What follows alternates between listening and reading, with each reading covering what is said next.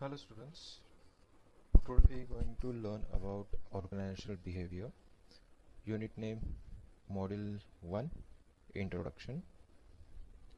So we are going to see in module number 1, which is introduction, the first one which is called management and organizational behavior, second one individual and cultural differences, third one perception and job attitudes, and last learning and reinforcement.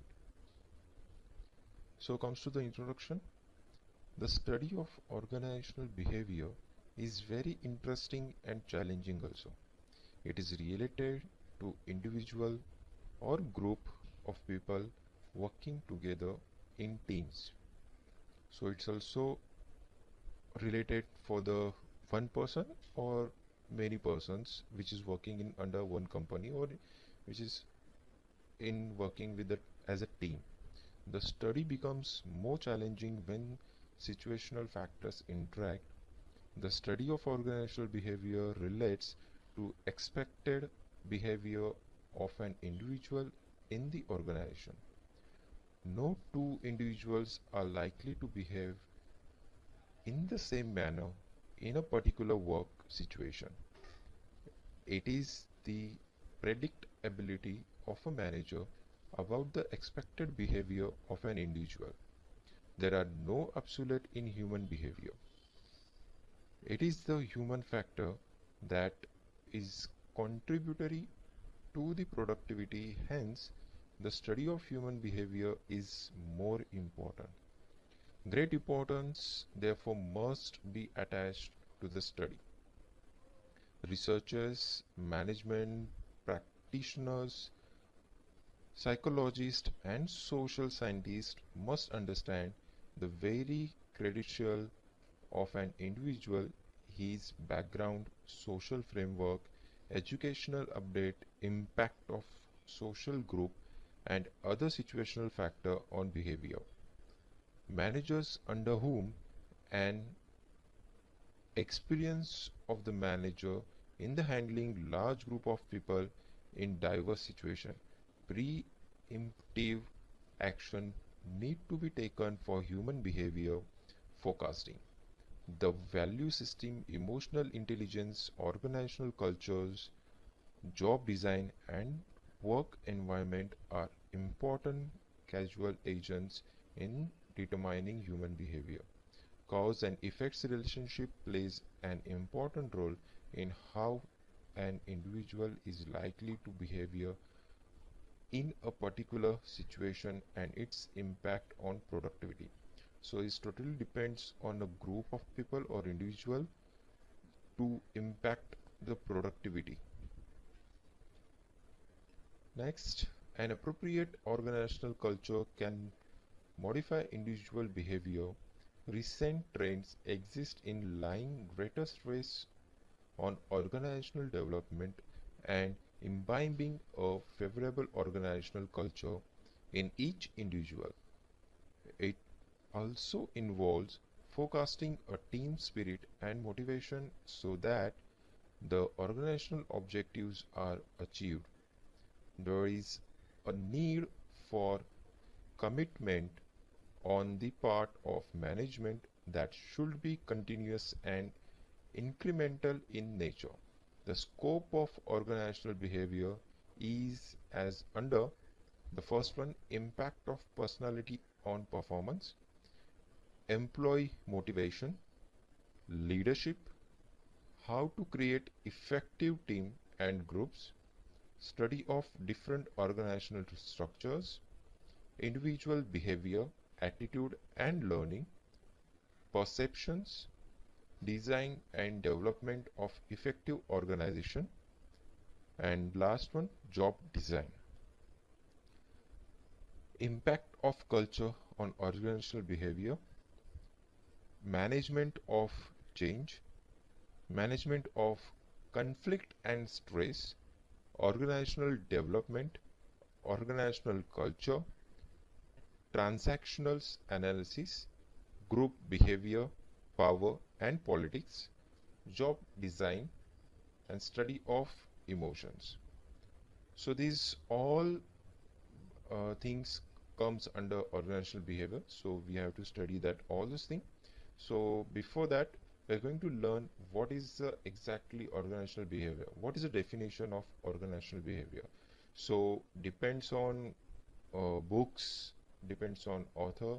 There are different definitions. So one of that, organizational behavior is a field of study that investigate the impact that individual, group, and organizational structure have on behavior within the organization for the purpose of applying such knowledge towards improving an organizational effectiveness. So the above definition has three main elements. First, organizational behavior is an investigative study of individual and group. The second one, the impact of organizational structure on human behavior.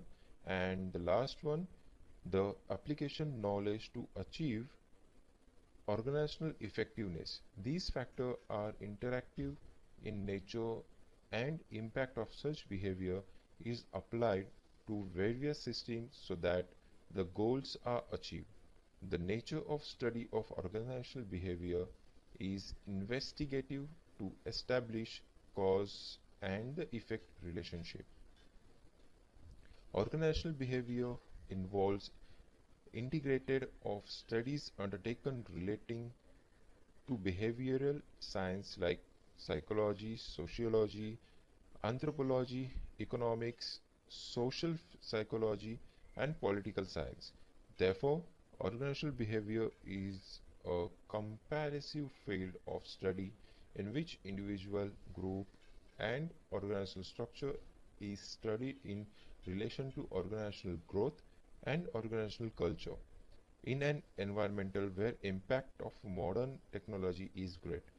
The aim of the study is to ensure that the human behavior contributes towards growth of the organization and greater efficiency is achieved. Organizational behavior can also define as the study and the application of knowledge about human behavior related to other elements of an organization such as structure, technology, and social system. So this is the different definition. Again, same Stephen Robbins defines organizational behavior as a systematic study of the action and the attitudes that people exhibit within organization. So different definitions are there as per the author. Contributing fields to organizational behavior. So in that case, we are going to learn first one, which is psychology. Psychology is an applied science which attempts to explain human behavior in particular situation and predict action of individuals.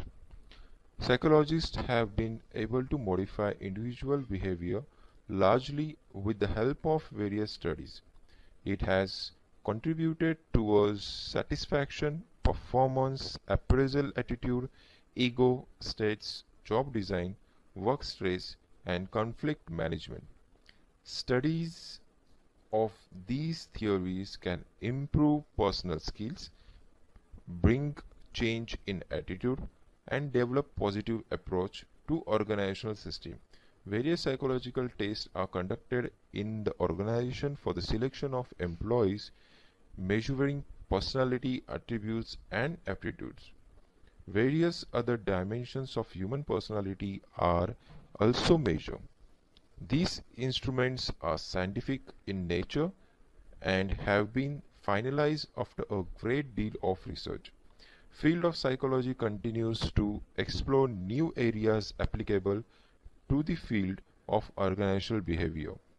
Contribution of psychology has enriched the organizational behavior field. Second one, sociology.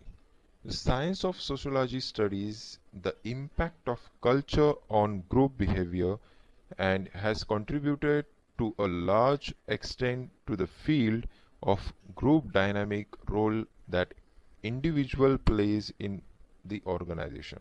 Communication, norms, status, power, conflict management, formal organizational theory, group process, and group decision making.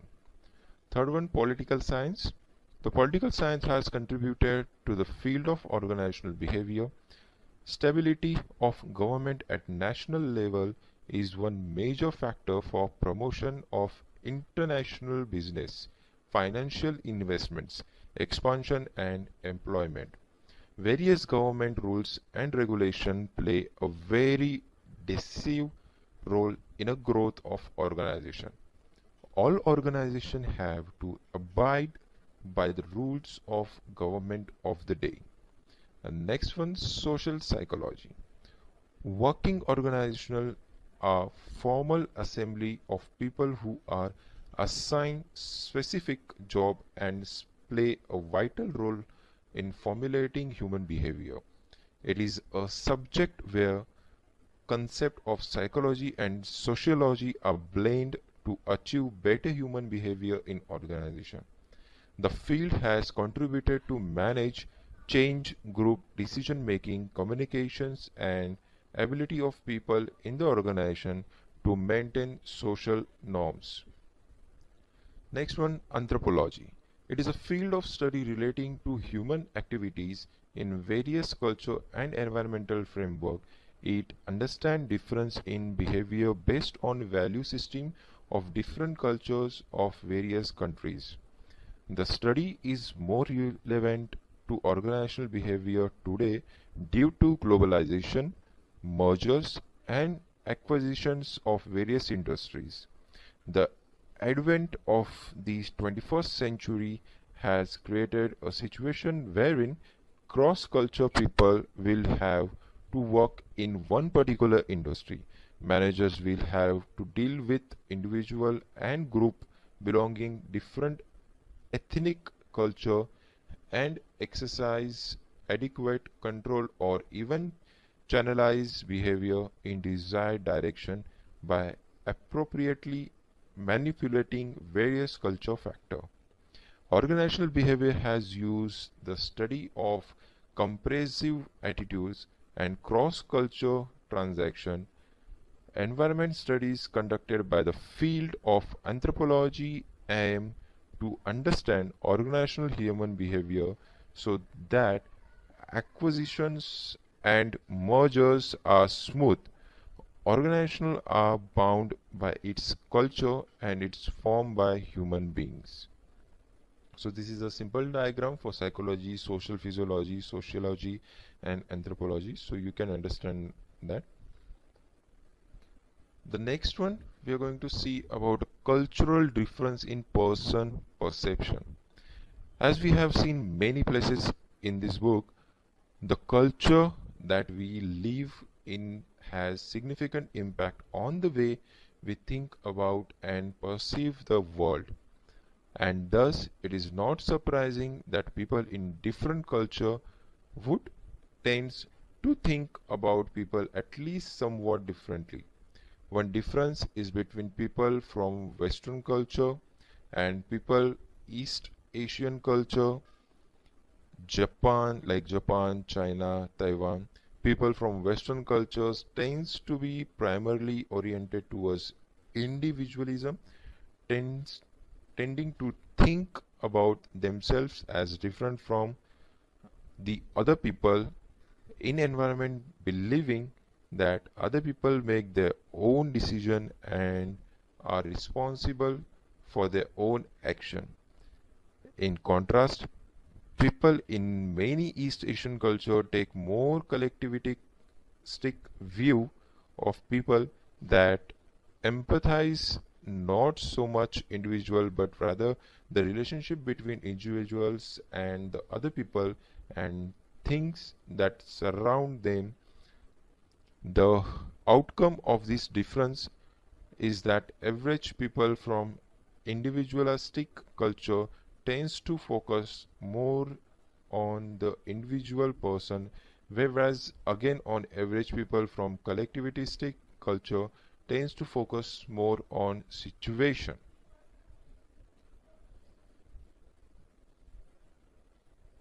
In that case, next point, in the same cultural difference in person perception, the Michael Moses and his colleagues investing the role of culture in person perception in a different way by focusing on people who are bicultural, that is, who have knowledge about two different culture. Morris and his colleagues first randomly assigned the students one of three primary conditions.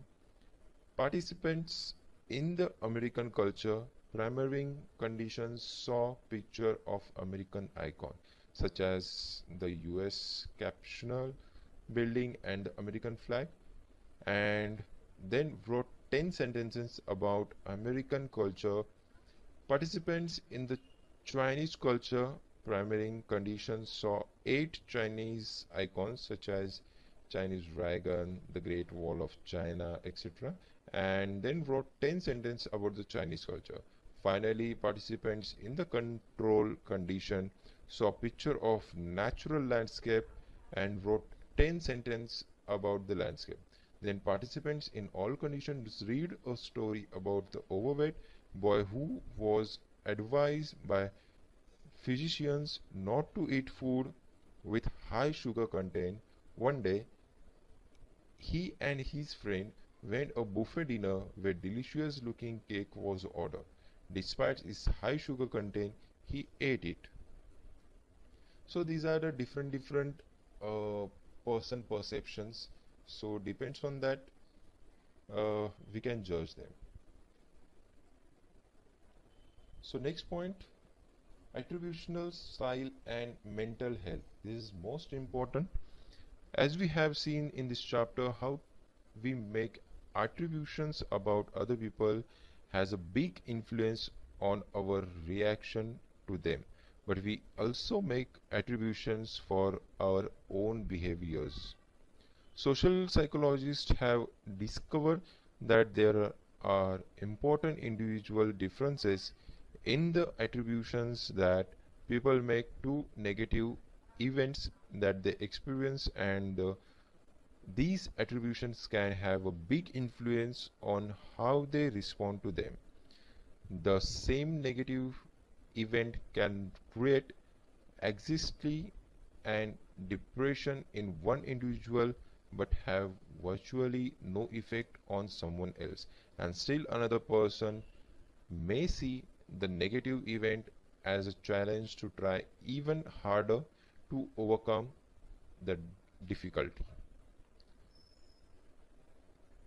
You may know some people who tends to make negative or pessimistic attributions to negative events that they experience. We say these people have negative attributional style.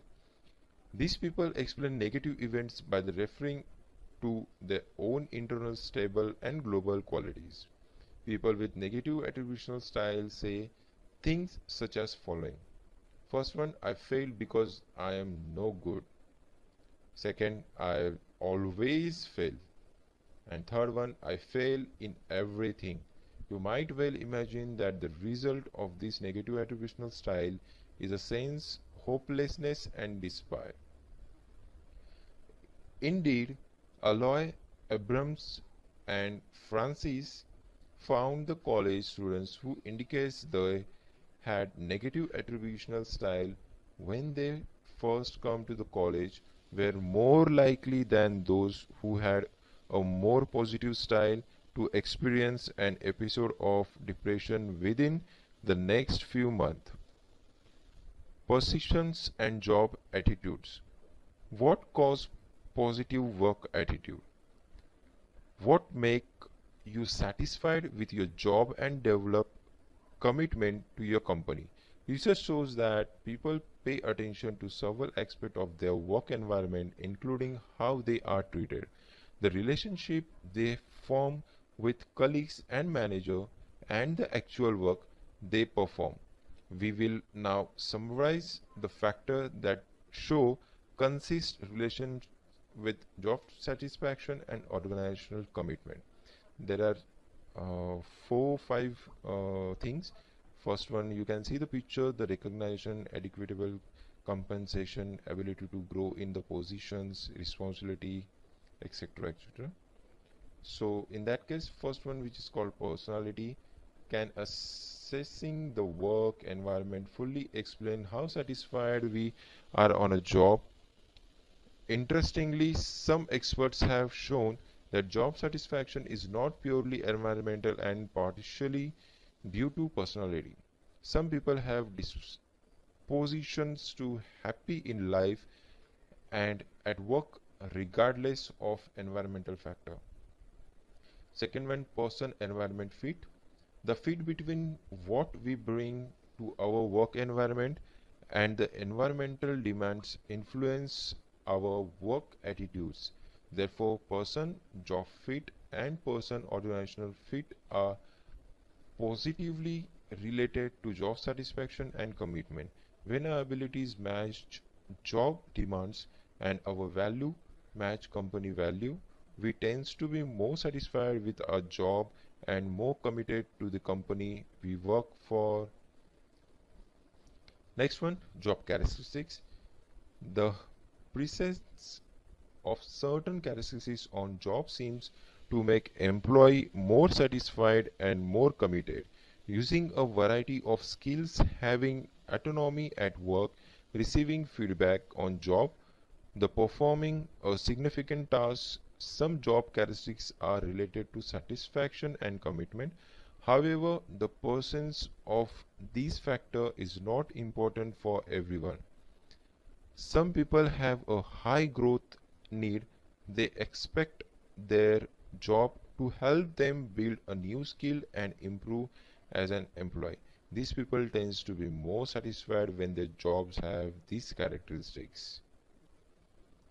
Psychological contract.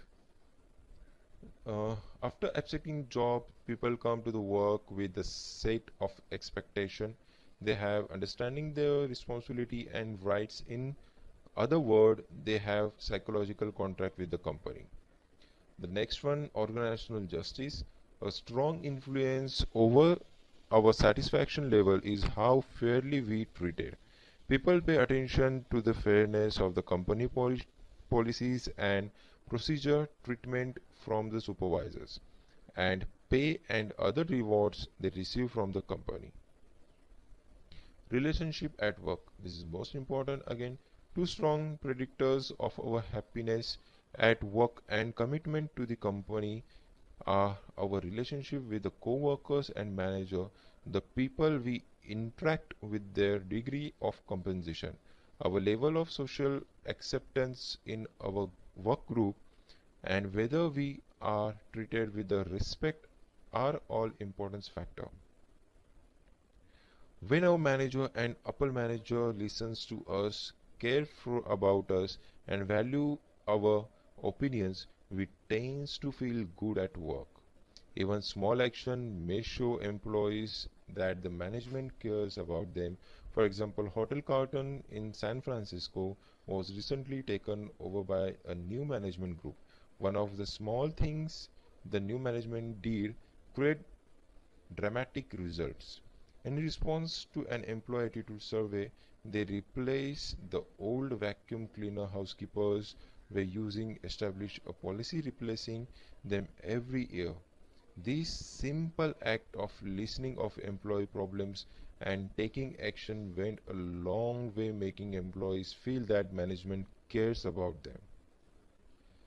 Next one, stress.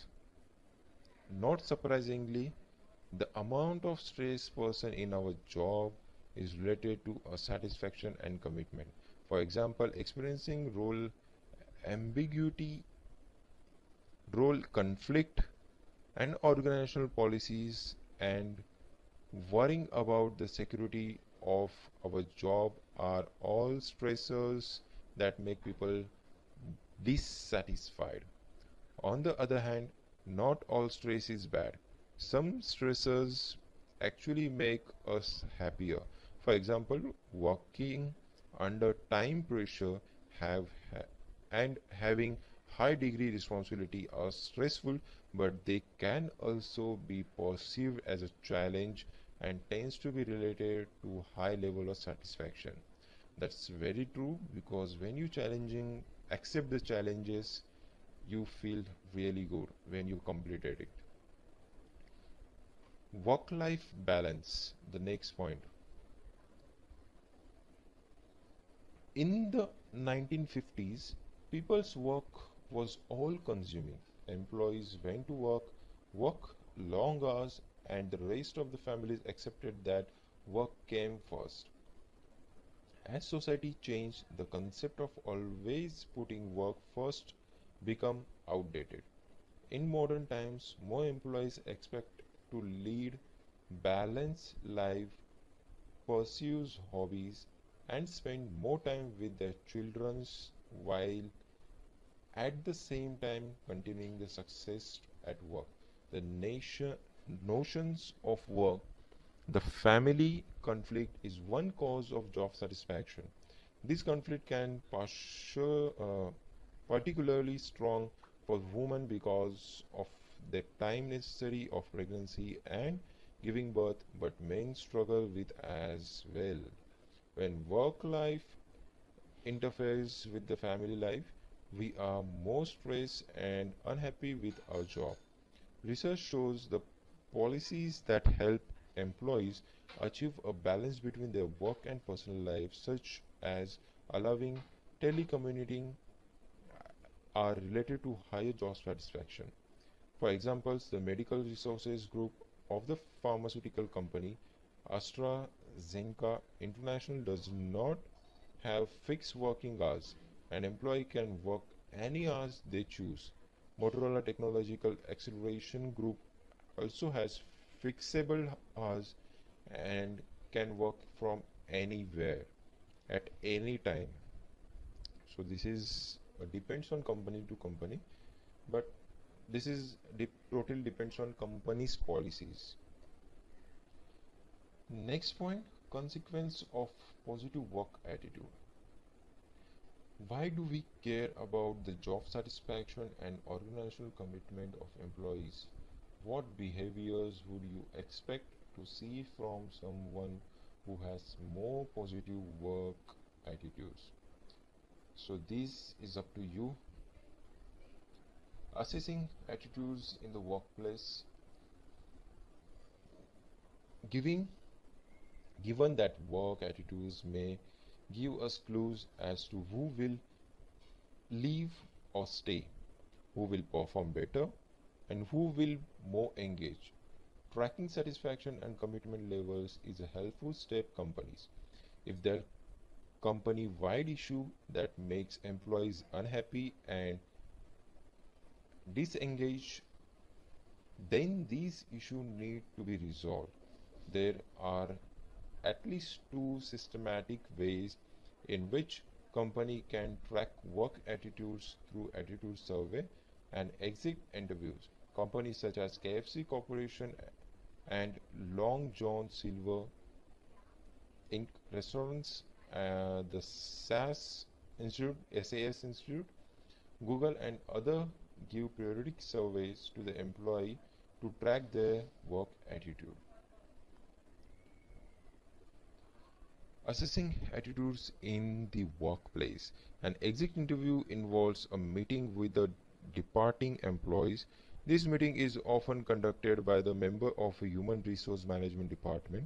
The departing employees manager is worst person to conduct the interview, because managers are often one of the primary reasons of the employee is leaving in the first place. If conducted well, this meeting may reveal what makes employee dissatisfied at work and give management clues about area for improvement. So this is a more important interview, exit interview, which is because in this interview we comes to know about employee, what they feel and how we can improve in our policies.